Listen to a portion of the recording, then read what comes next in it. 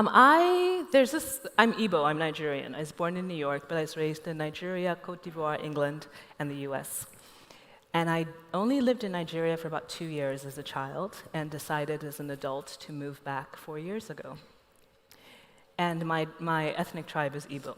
And in the Igbo culture, we're a culture of proverbs. I love proverbs. And one of my favorite proverbs is, when you wake up, that is your morning. In essence, it's never too late to sort of awaken to yourself and awaken to your purpose. And I liken that to the sense of, when I think about, Africans moving back or moving around, I think there's a sense in which young Africans are waking up.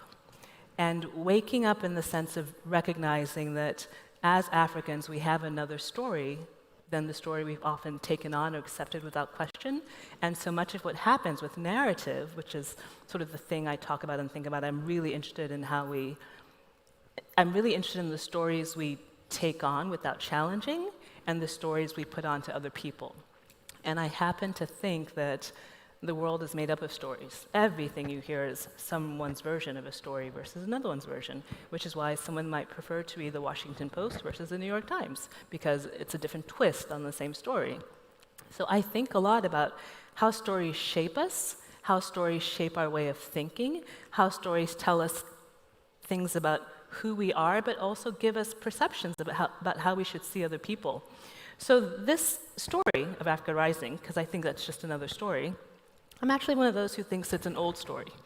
I think when I hear Africa Rising, I always hear, to me, it connotes a sense of Africa still being a child and growing up. And I know that in relation to Africa Rising, that actually came out of sort of the commodities boom, which isn't recent at all. So I like to think about Africa as Africa expanding and sort of widening its breadth, Africans widening their breadth, both on the continent and globally.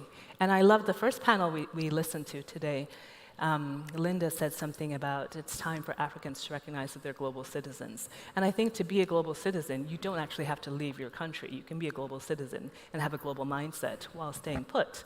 But you can also be a global citizen by moving around. So how to hold these two together? I'd actually rather just sort of focus on redefining what it means to be African and sort of in the world, and what it means to sort of expand our culture and our notion of self. And once you do that, once you take ownership of your own story, you teach other people how to read you. You teach other people how to perceive you.